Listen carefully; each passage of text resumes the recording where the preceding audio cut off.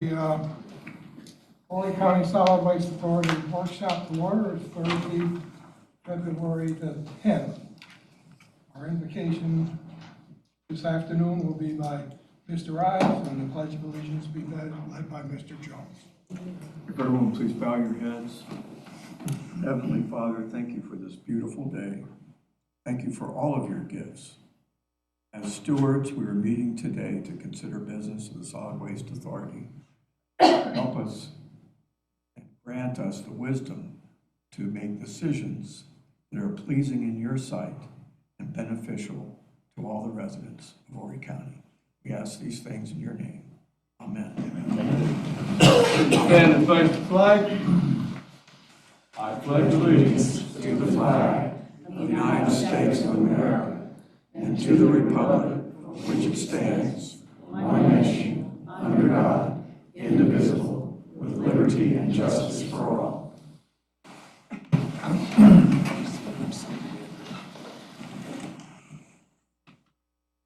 I'll entertain a motion to approve the agenda. So moved. Any questions? All those in favor signify by saying aye. Aye. First item on the agenda is the landfill expansion project. Mr. Knight. Thank you, Mr. Gale. This is another pre-budget workshop. Had two previous workshops, and I think they're beneficial for us going forward through our budget process. And what I've asked Craig to do, come and show us one more time, especially to the new ones the first time, is whatever we do, tipping fees are gonna pay for it. Pension, new program, the tipping fee is our rate, our cash rate. I want him to explain, basically, on closure and post account, the steps we go through to figure out what those tipping fees should be. We can't hear.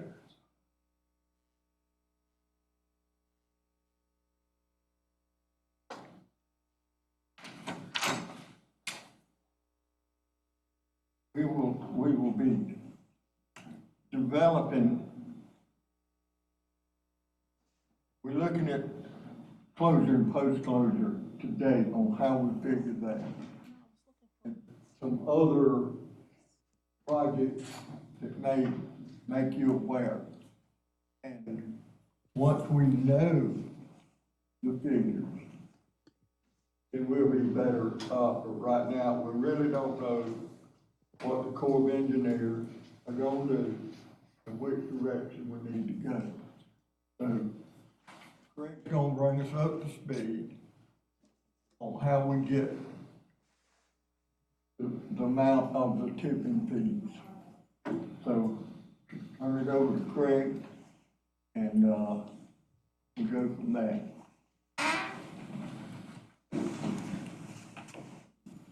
Thank you, Mr. Knight. Can I try without the microphone?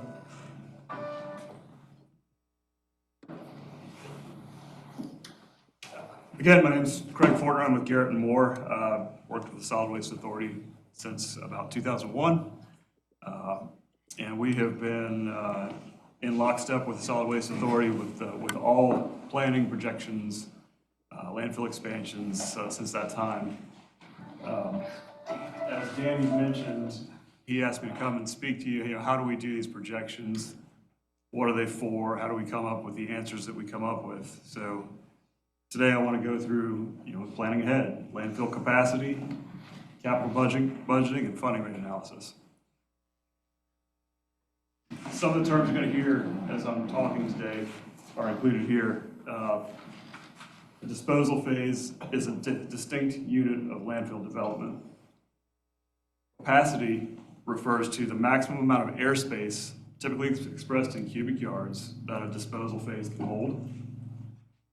Airspace utilization factor, or AUF, is an observed weight of waste per unit volume of landfill airspace consumed, typically expressed in pounds per cubic yard. This factor is used to convert a volume to an equivalent tonnage. Tipping fee is the dollar amount charged per ton to place waste in the disposal phase, and this is typically expressed in dollars per ton. The capital reserve funding rate is the dollar amount per ton withheld from tipping fees to fund capital reserve projects. This is also dollar per ton. Important distinction. Tipping fee is the whole pie. The whole pie pays for all of your programs. What we're talking about today is the capital reserve funding rate only. So again, capital reserve funding rate is a portion of the tipping fee. We don't evaluate the tipping fee every year. We do evaluate the capital funding rate every year. After this presentation, I hope folks come away with an overview of disposal phases and associated capacity projections, an overview of the capital budget development process, and an overview of the capital planning and funding rate allocation methodology that we use as a planning tool. As far as disposal phase capacity goes, there are three types of disposal phase capacity. The first is constructed phase. So this is a phase that is permitted, constructed, and presumably operational. Constructed phase capacity is highly reliable disposal volume and associated tonnage. And then we have permitted but unconstructed future phase capacity. This is also a highly reliable disposal volume and associated tonnage. And the last type of phase we have is a conceptual phase, which represents our best attempt to define a phase that will meet future approval. So we make certain assumptions based on regulations, various other factors. It's important to note that no permits in this type of phase capacity have been applied for or approved. The approval of the conceptual phase may require refinement, which could impact the disposal volume. There are some unknowns, but we feel like this is a reasonably reliable disposal volume and associated tonnage. How do we go from volume to tonnage to a schedule projection? First thing we do is determine the number of tons remaining in by each phase. So each phase has a remaining airspace, and the remaining airspace is converted to a volume using the airspace utilization factor, or AUF. We take the projected tonnage based on historic tonnage and a growth rate applied to future years, dividing the tons in place by the projected tons expected over the life of landfill. We determine the projected remaining life of each phase. This gives us a capital improvement schedule, which is used to determine the year when each capital project is required to provide uninterrupted, ongoing disposal capacity.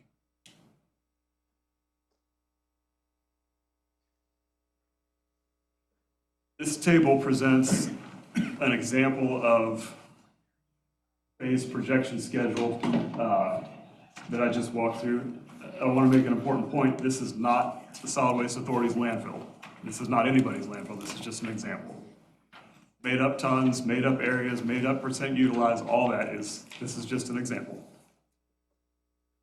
But our model calculates the percent utilized, projects the years that each phase reaches capacity, and the corresponding year that construction of the next phase would need to begin such that Solid Waste Authority could continue to provide uninterrupted disposal capacity.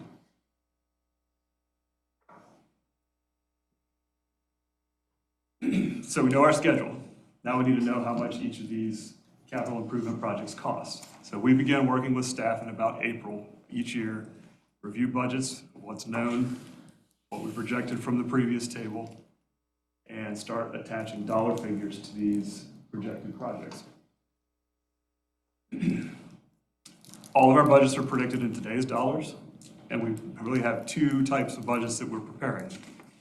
Permitted project budgets are typically based on detailed opinions of a probable cost, or OPCs.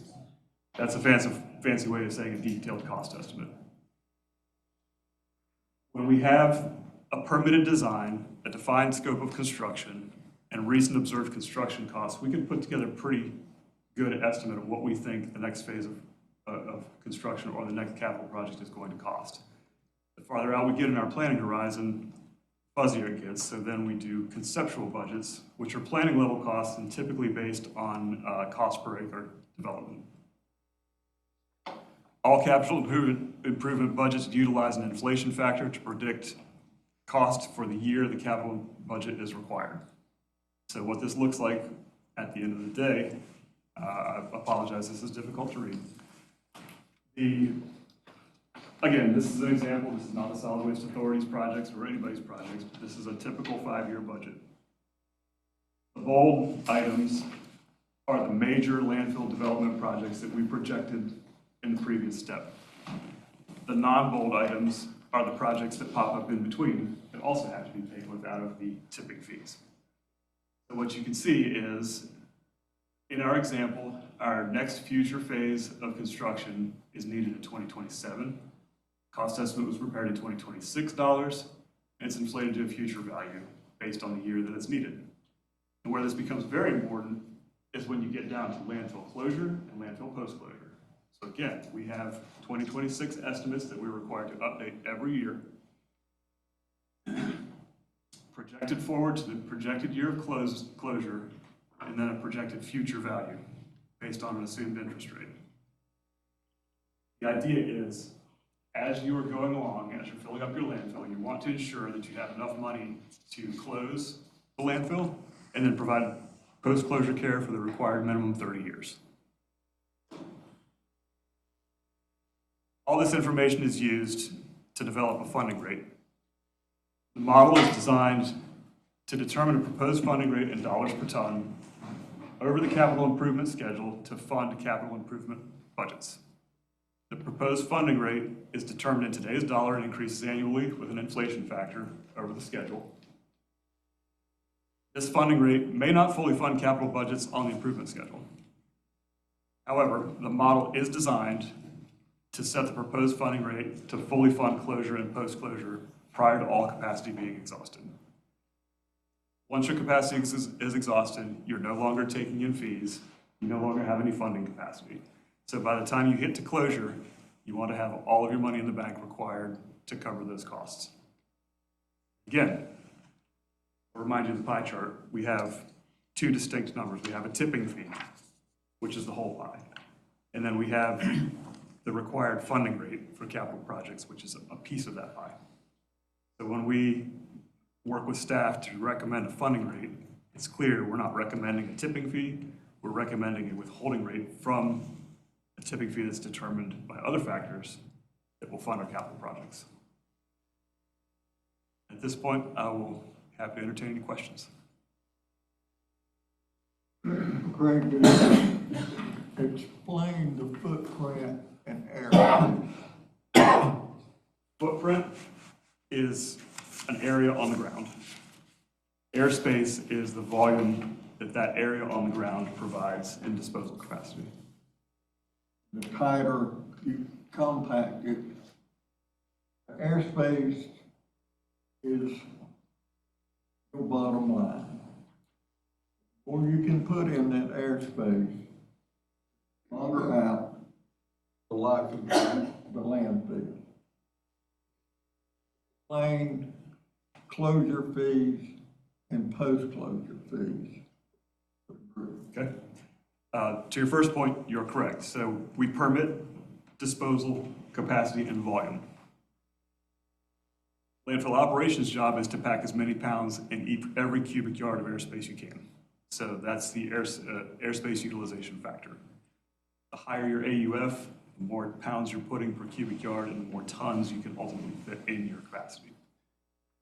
As far as closure and post-closure fees, upon the last receipt of waste, the Solid Waste Authority and any other landfill owner is obligated to close said landfill with a permitted final closure system. Cost estimate for financial assurance that's required to be submitted to DES requires this is evaluated every year, inflated every year, and demonstrate financial assurance that when the landfill closes, when there's no more funding capacity, have the money to close. Post-closure care is your maintenance of the closure system, your environmental monitoring, your miscellaneous repairs to landfill infrastructure that's still functioning like a gas collection system for a minimum of 30 years into the future after closure. And again, that is also required to be evaluated every year as far as the financial security. Post-closure for how many years?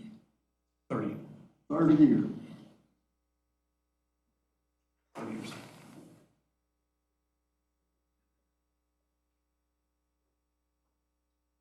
And that means that we monitor the drainage leachate, everything. Yes. so that it is contained and it is done within the footprint we have here, doesn't go off on anyone else, and that is continually inspected by DHEC, DES, That is to make correct. sure So that that happens. your post-closure care monitoring involves groundwater, surface water monitoring for those 30 years, stormwater monitoring for those 30 years if you still have any active portions of the facility.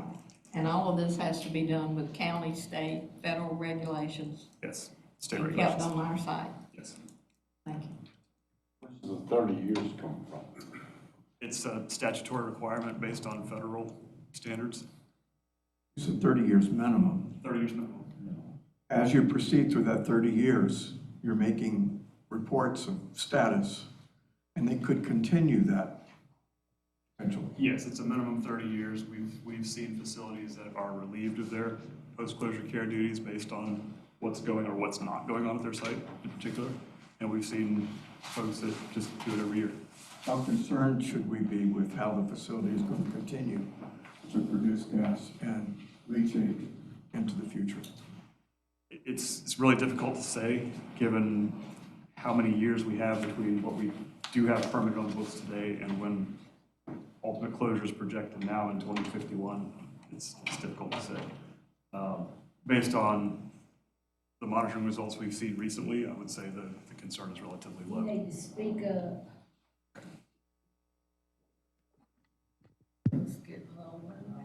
And your experience with landfills that have been closed, have they been able to be resolved for the most part within the 30 years? Environmental issues. Yes. So the landfills that we've been involved with that have exceeded the 30-year period and continue to be monitored, it's not necessarily because they have a problem. It's because DES doesn't really know what to do with them. It's a rare situation where a facility would be allowed to stop monitoring groundwater, to stop doing whatever it is they were required to do during post-closure.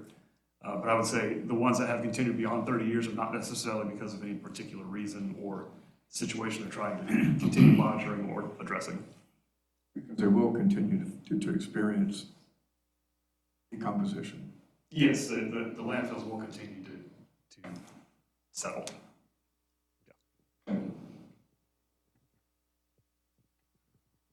You have been doing this program for us past, right? We do that, you have been doing that every single year for us.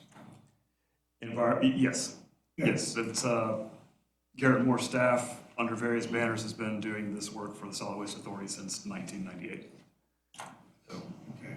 environmental monitoring, program planning, permitting, et cetera. And from the modeling perspective, right, you have been doing that for us, and we are funding that in accordance with those findings. Am I correct on that? Yes, that's correct. Every year we look at the budgets, we evaluate what we think is coming in the next 5 years, but we also know what's coming beyond the 5-year window, and it's been an invaluable planning tool that has allowed the Solid Waste Authority to not get into a jam where they don't have disposal capacity ready and waiting for when a phase fills up. And that, what we have today is based on what we have today, as well as the cells that have been approved and that we're using today. When, if we get permission to expand, At that time, you will layer in the expansion areas into that calculation? Yes, that's correct. So all the fees associated with the expansion, however many are ultimately done, all new projects can be integrated into the model.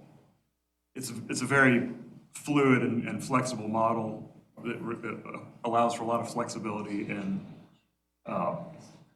addition and subtraction of projects.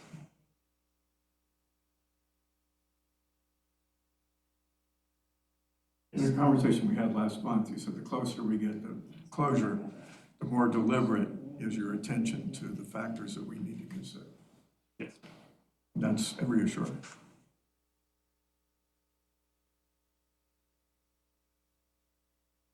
And we are meeting all of the county, state, and federal laws Yes. with no problem. We haven't had a problem. Thank you, sir. For the board's information, test well, Stephanie could probably answer that. Who tests the wells?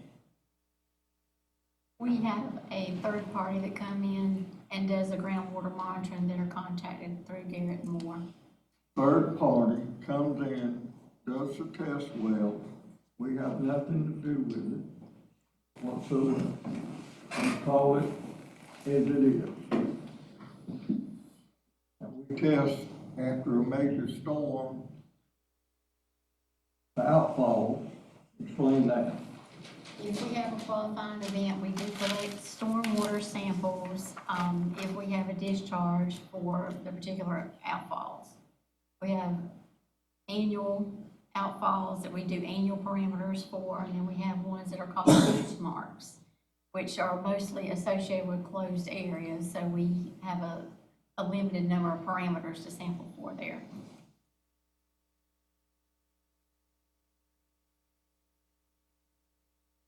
And if we get permission to expand, we will continue that type of a program, even with the expanded areas. Yeah. Federal government passed a set of regulations,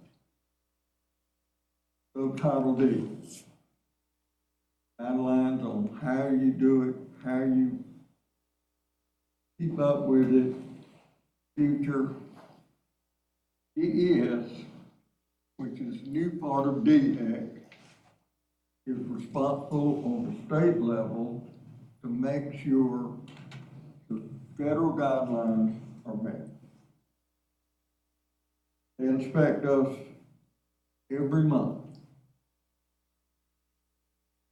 Never know when they're coming. That doesn't bother us. But our record is pretty good with them. Our testing is well with it. And, we wanted everybody to understand the way we figure the tipping fees. Gets you enough money to close the landfill based on the regulations, not ours. State fails. And for 30 years, certain maintenance has got to be done on a closed landfill. Whether it's methane collection, whether it's a drainage situation, or whatever it's gonna take. That's built in every load that crosses the scales. And I know we give this figure every month. Best you remember, how much have we got? How much money have we got today in closure and post-closure? I'm gonna say about 27 million. 27 million to do that. So I think we're well on the button on the tipping fees. Like we say, any expansion that's done based on the same process. Expansion is based on a footprint, how much garbage, solid waste that you can put in that footprint. Got to be certain side elevation, can't go straight up. So, and tell them how we get the compaction rate with the aerial flight. Every year, we perform an aerial survey of the active disposal areas, so we know how much volume was consumed over the last 12 months. We take the tonnage records from the scale house, how many tons were received and went into the landfill over those 12 months. That gives us our annual snapshot of our AUF, or airspace utilization factor. And that information also gives us the ability to evaluate remaining capacity in each phase. Yes. In a related area, there's been discussion about how we treat runoff from this site. We have an NPDES permit. Could you explain how the permit system works and what we're designed to be able to do in the event of a storm? Yes, so the facility is covered under the NPDES general permit, stormwater general permit for industrial facilities, or the industrial general permit, or IGP for short. What the IGP allows is clean, non-contaminated runoff can be discharged from your facility. The way you demonstrate compliance with that is, as Stephanie was mentioning, we have quarterly benchmark samples for some parameters at some outfalls. We have annual analytical samples that are due at some outfalls. You are permitted under this permit to discharge stormwater runoff. That is not landfill leachate. The liquid at the bottom of the landfill, that is leachate. That cannot be discharged under this general permit. Leachate is pre-treated in the on-site leachate storage tanks and discharged to Grand Strand Water and Sewer. I just want the public to be able to understand that we also are concerned about storm runoff from this site. We know we're in a sensitive area. We're close to Sterritt Swamp. Sterritt Swamp is close to Waccamaw River. And we are responsible stewards when it comes to how we handle runoff from this site. And that we cannot, under each project that we initiate, needs to maintain the same standards that were in place before that project was added. And any new and additional projects can't contribute any more than if this were a field. Correct. So your Solid Waste Authority's continued coverage under the Industrial Stormwater General Permit is contingent upon an annual review and update. So any new expansion, any change in operations, that's captured in the annual review, and then the monitoring and reporting procedures adjust accordingly. Thank you very much.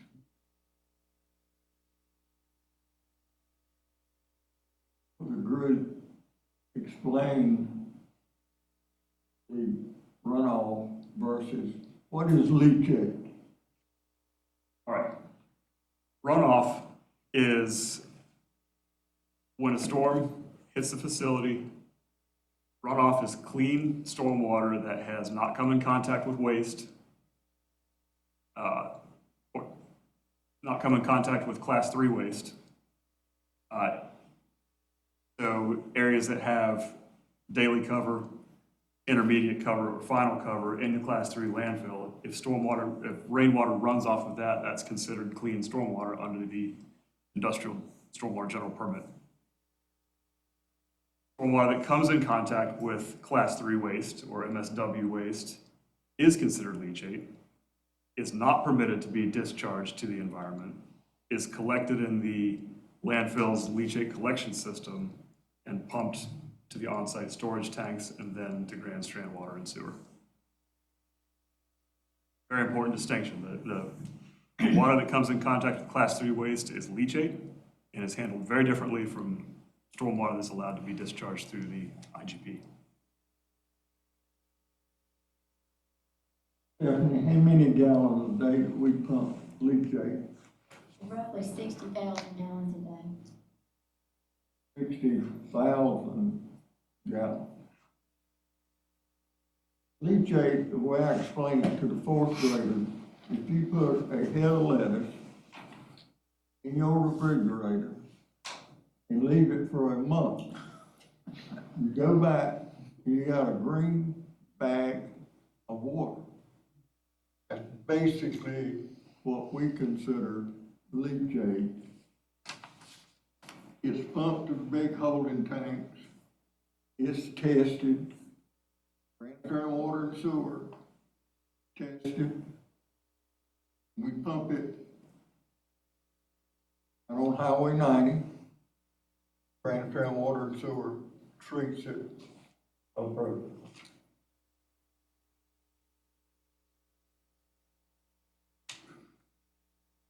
We have to meet the same stormwater rules and regulations of this county as a housing development. We have to do the same things they do. We are not supposed to allow ours to go anywhere any more than a development or a commercial area. So we have to follow those rules and don't allow that to do that either.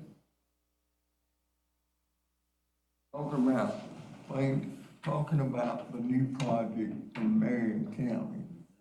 Explain to the board what happened with their runoff. They were in the process, which all of you probably saw a lot of it this morning on the news, but they're in the process of putting in a huge data center. The first building is 650,000 square feet. So we required them to do a stormwater plan. We adopted in Marion from Owen County. So we used their stormwater plan. When they got through, we're now running off less water than they were before. Any development.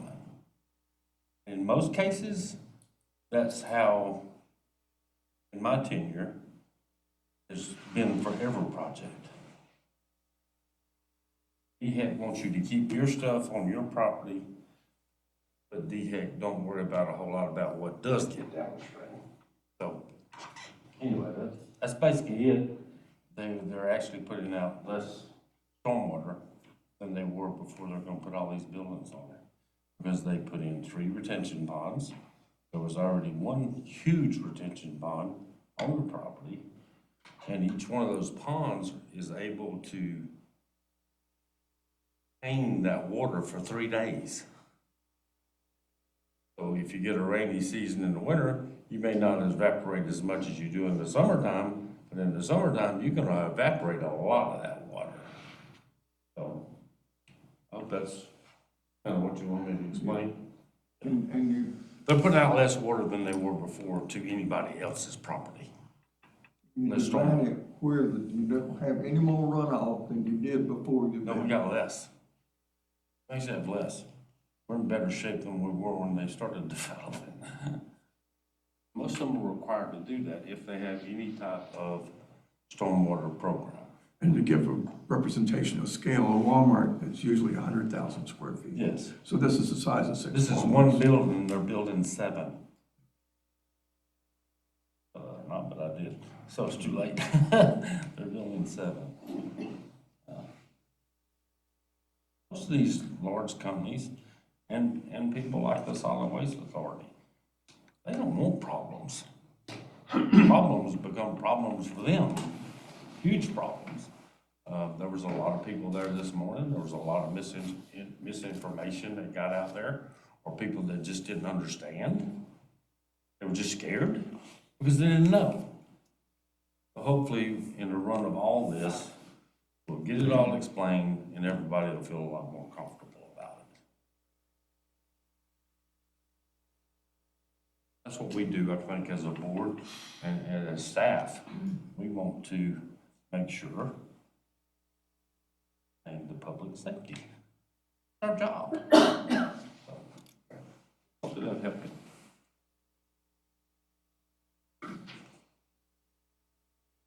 Questions for Greg at this point? Next, Thank you. Thank you very much. Thank you. Mr. Spivey with us to give us a general overview of bond. And I don't think it's as bad as a booger as a lot of people think, but I'm gonna let you explain that a lot better than I do. And he's the county administrator. Yes, county man. Well, thank you. I do appreciate the opportunity to be able to share some information with you today. And a lot of my examples and thoughts will come to you as part of what we do at the county. That's where a lot of my experience on the public financing side occurs. Okay, thank you. Okay. In our capital planning process, and the county actually looks out 10 years. Now, your vision, your horizon is longer than ours, because you're looking through the very end of the landfill and that closure, post-closure. Now, we look out 10 years to try to look at our needs so we can plan appropriately and talk about normal wear and tear type items. For instance, our historical courthouse. If you look from the street, you will say that building actually looks in good shape, especially for being over 100 years old. But if you walk up close on the sidewalks, you will see there's some splits and cracks in the fascia and the various things around it, and it needs some love and affection. Well, every so many years, we will have to put more money into that facility, no doubt. But all of our facilities are that way. After so long, about 20, 25 years, we are in the process, we need to provide some update, whether that's flooring, systems like elevators, any number of things of that nature. So we try to plan for those things in our capital processes. We also plan for things like large equipment. And we can give you some examples of that as well. But when I first came to the county, we actually were issuing bonds, short-term bonds for computers. We would finance them over like 3 to 5 years based on the economic life or expected useful life of those assets. I would say since the time I came to the county, because that was right after the Great Recession, and that's what put us into financing those type items, we were able to be very blessed. And we don't have to do that anymore. We can actually fund those through normal recurring operations. And that's usually preferred choice for smaller type assets or shorter life type assets. But you can finance those things as well. Buildings typically is the thing that you are not able to fund through normal recurring operations. There's some exceptions to that for smaller type things in that regard. But I'll give you an example. Y'all were at our I&R committee this morning. Right after that, we had the Public Safety Committee and a group of consultants, similar to what you have here. We're looking at our detention center. The original part of that is 40 years old now. We're saying, and we can see it in our operations, that's at the end of its useful life. Your estimate to first phase of fixing that is $130 million. Now, if our value of the mill is $4 million roughly this year, I don't need to be charging all of our taxpayers 30 mills in 1 year to fix that problem. I need to spread that out over its useful life. That's just good planning from my standpoint, but it's the fairest thing to those individuals having to pay for it in that regard. So we look traditionally at bonding as the mechanism to actually spread that cost out over its useful life. Now, should I put it this way, if that jail is expected to last for 40 years, should I finance it for 40 years? In reality, no. We self-impose for financial stewardship, we self-impose that we won't finance a building over 20 years. So that we have an appropriate time of its useful life that's not under bonding, not under a payment in that regard. So there's always a middle ground that you find. It's not one extreme or the other in that regard.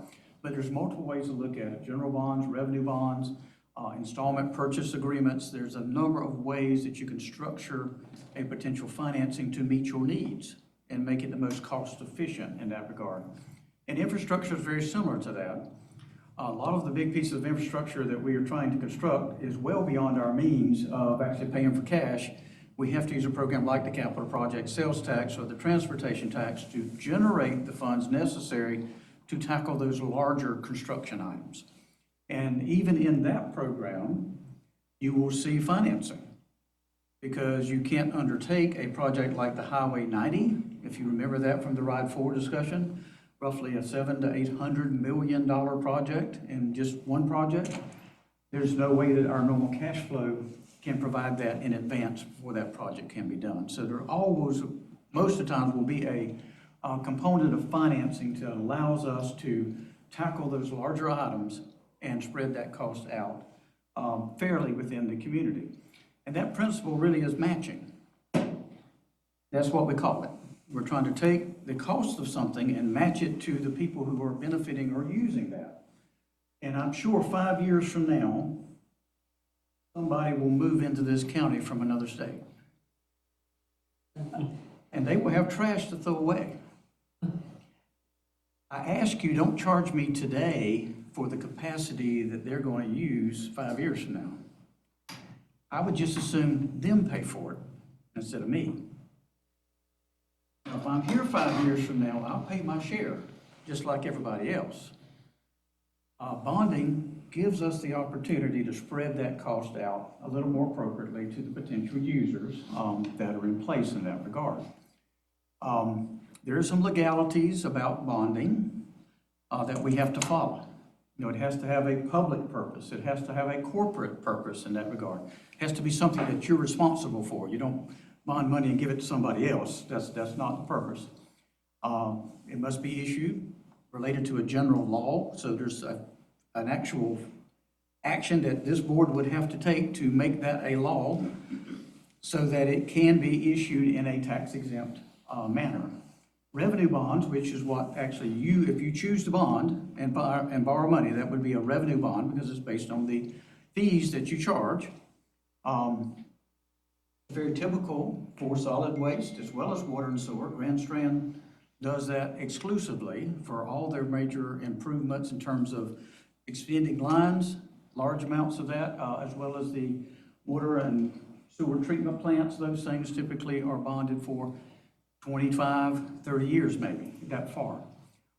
It's secured by the revenue of the system and it really requires that rate model that you are already doing. I mean, you're already structured and have a process in place that gives you the information that you would need. Typically, there is no legal debt limit as is imposed upon us as a county, but it has to be consistent. I think always encourage you to be conservative in that regard.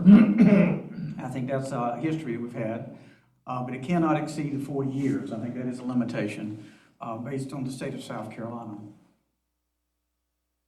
When we look at an issuance of debt, there's really three phases. One is the planning phase, and I think that's part of the consideration you're looking at now. For us, you know, we're usually well along. We know what we want to do, like the detention center. You have to have your professionals to give you what you need to build in that regard and have some estimate of cost in that regard. But we hire what we call a financial advisor, very specific role in the financial community, and they help us structure and put a debt out to the market in that regard. We use a firm called PFM, which we actually acquired through a request for proposal, a solicitation that was fairly responded to by multiple entities in that regard, and we selected them as the most favorable for the county. Performance or capability as well as cost in that regard. You would also have a bond counsel, an attorney that specializes in public finance, and the county has selected one of those as Parker Poe is the one we use. We complete the financial analysis for what we're looking at. We look at historical revenues and we position with your rate study what the cost would be and how you could repay that. And we have to agree on some type of debt service coverage ratio, some analysis in that regard, that gives you the most advantageous financing and meets your need from a capital source. It does require some authorization. This board has to approve it, but based on your bylaws, the county council would also have to approve that. That was one provision in the bylaws that requires their consent to financing in that regard. There are public hearings, similar as any process that we go through in that regard. And you would actually issue something called a reimbursement resolution that allows you, once you adopt that if you spend something in that period of time before you go to the market and borrow the money, you can reimburse yourself. There's a mechanism to spend some money, but still get it back when you go to the market and get the financing. The issuance phase is one that's more specific. The planning phase could take a long time. I mean, you may work on a project for years, to be honest, before you get ready to actually go to construction. But in the issuance phase, we actually go to the process of marketing the bonds. And in your case, as a revenue bond, we typically go to the market and we hire an underwriter. Strange term, it's a financial term in that regard, but they are in the market and they actually help you market the bonds. They get paid for it, yes. Wells Fargo Securities is an example of one of those. They actually were our underwriter over the hospitality bonds that we issued about 4 years ago. But you would acquire those based on some type of solicitation in the market and select the one that you feel like can do the best job for that issuance of debt. You would draft what's called a preliminary offering statement that says a lot about who Solid Waste Authority is. Here's your history. Shares with them your plan from a capital standpoint. A lot of what you're doing here with these reports would be a part of that. You would also get rated for that bond. Moody's, S&P, Standard & Poor's, Fitch. You would select one or more of those actually to look at your plan and they would give it a rating. Right now, the county enjoys a AAA rating from Moody's, or from Standard & Poor's, excuse me. We're very, very fortunate to get that. But we are regularly in the market, and that's an evidence of the stewardship that we provide, I guess the conservative stewardship that we provide.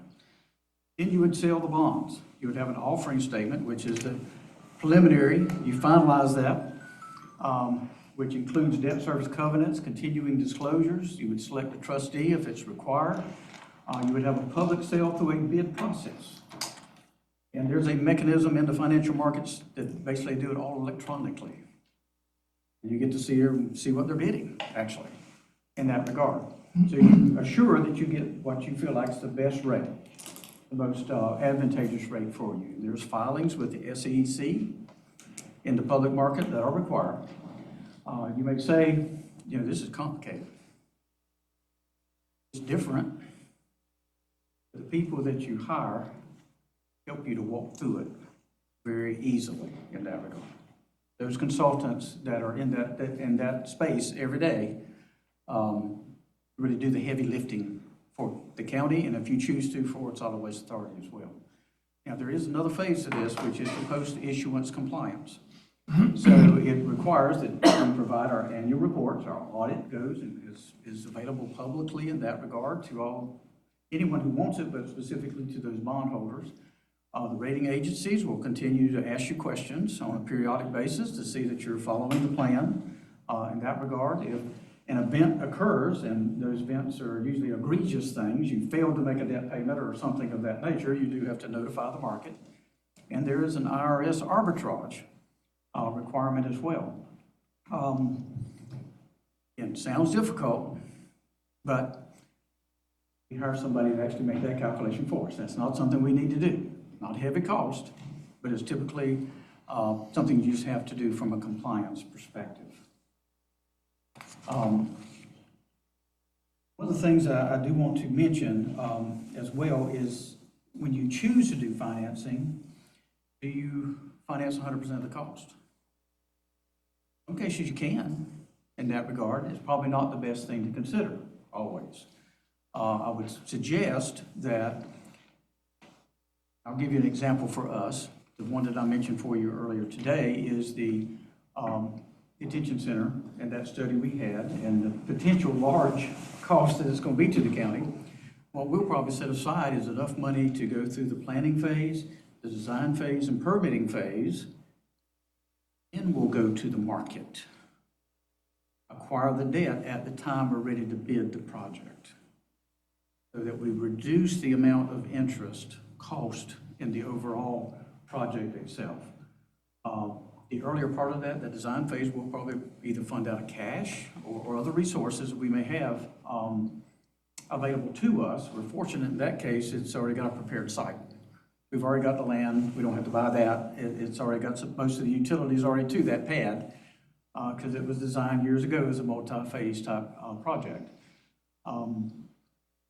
And when we're ready to actually incur and hire a contractor, go to bid for the project, it's probably we'll try to have that debt available at that point in time.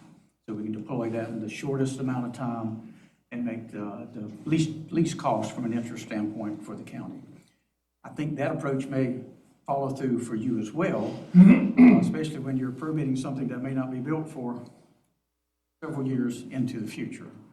So it's a normal process that most public entities utilize. I would say the Solid Waste Authority is in a very enviable position that you don't have that today. But the size of the construction projects you're looking at this point, it probably makes sense to consider. Just to, for nothing else, just to spread that cost out to the potential users who's actually going to do that. You just pointed out the situation that you had to start with. Yes. We don't have a credit rating. We haven't had to borrow a dime. Yes, sir. How do you go about establishing that so that we get a good credit rating? Yes, sir. Your financial advisor, the one that helps you actually prepare a package and organize those calls with the rating agencies. And your financial team would go in and whomever from your staff would actually walk through that presentation, share the history, give the assurances that, you know, we have everything like our closure, post-closure, all those things funded in a systematic way. And then the rating agencies will evaluate you and compare to other entities of like nature. And they would issue that credit rating, and that does affect the cost of the debt. Because if an investor wants to invest whatever that sum is, if they have a AAA, they'll be satisfied with a lower or higher, a lower interest rate than it is somebody that's not quite there. So there is a difference between the cost based on that rating. What would be a time frame for getting that?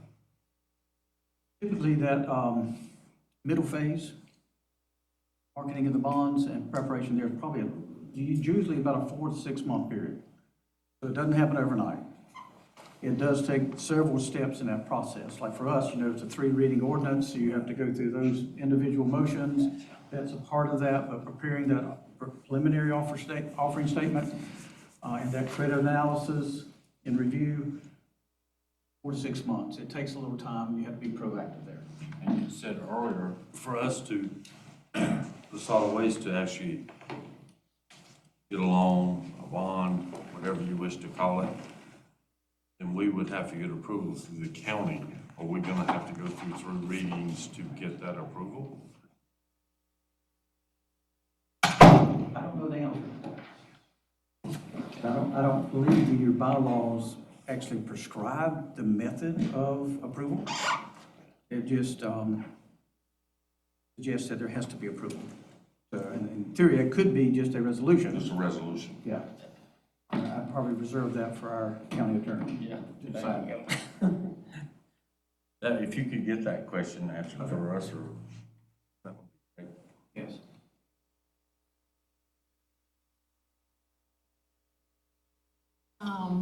As a county administrator, you know that we're meeting all of your stormwater and all the rest of your regulations. And we know that you're not going to allow us to have millions of gallons of water going off of our property. And it would not be beneficial to us in our rating and bonding to have those issues. Therefore, we will not be doing that. The county would not allow that. And that isn't going to It doesn't work that way. Correct. Thank you.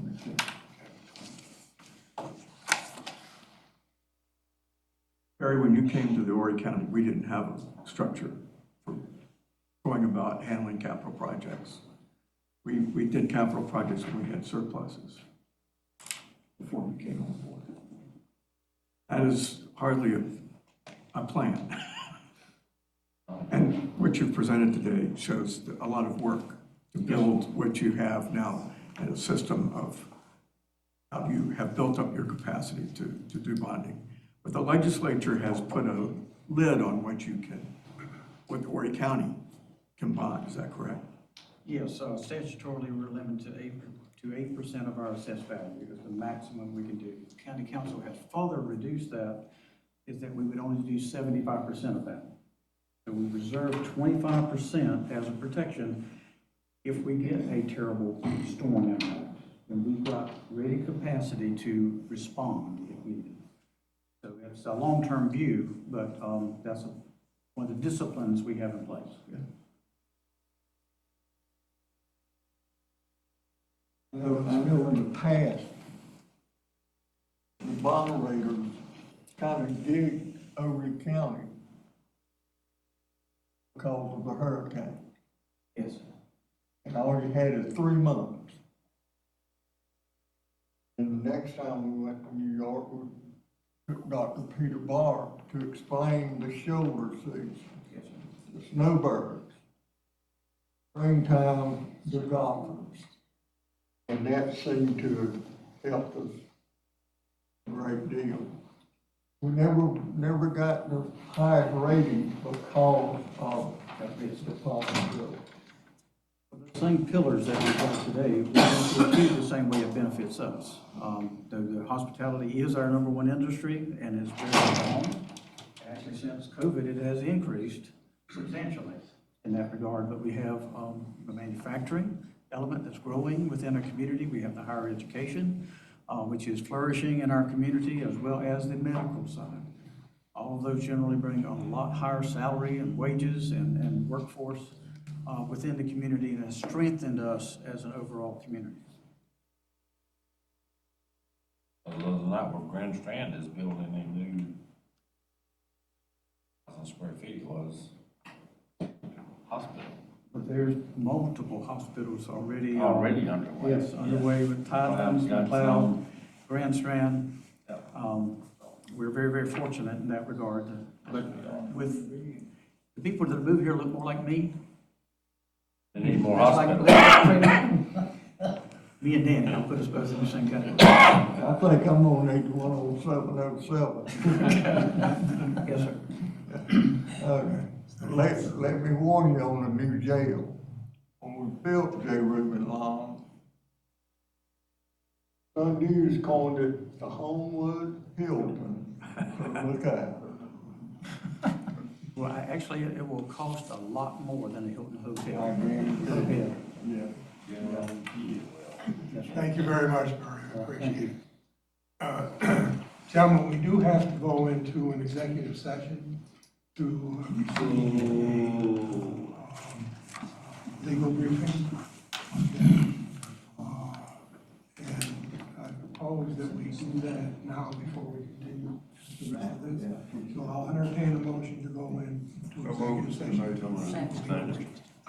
All those in favor signify by saying aye. Aye. Opposed? All right, we will be in executive session. It should not be long.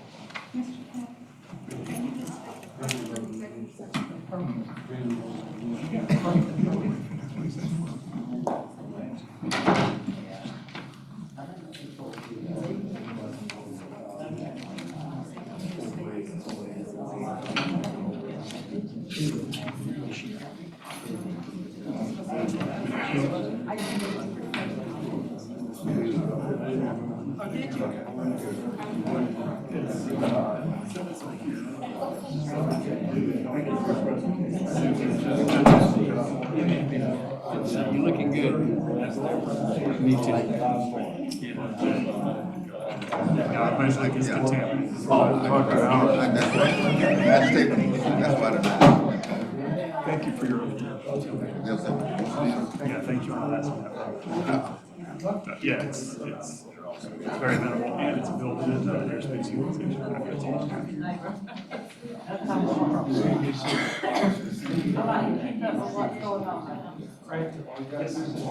You too. Thank you, Mayor. Well, good to see you. Drive safe, sir. I have walked over here a few times, or driven. Absolutely. This looks like yours. Mine is in here. I think it's probably not charged. All right, well, be careful. Thank you again for coming. Can I get one, Dan? Just give presentation. Thank you. Until next time, good luck. You did a great job. Don't forget to make a motion to come out of executive session. So moved. Second. On the question, all those in favor signify by saying aye. Aye. Opposed, so ordered. Let the record reflect that the executive session was held for the purpose of receiving, discussing a legal matter with our attorney. There were no votes or actions taken in the executive session.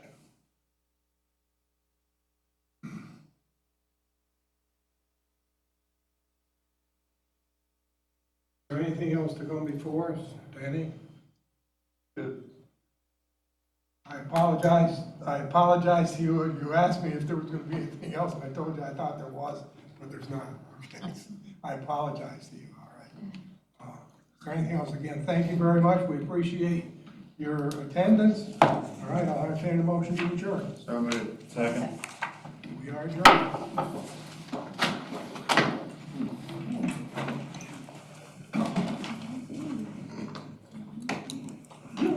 Thank you so much.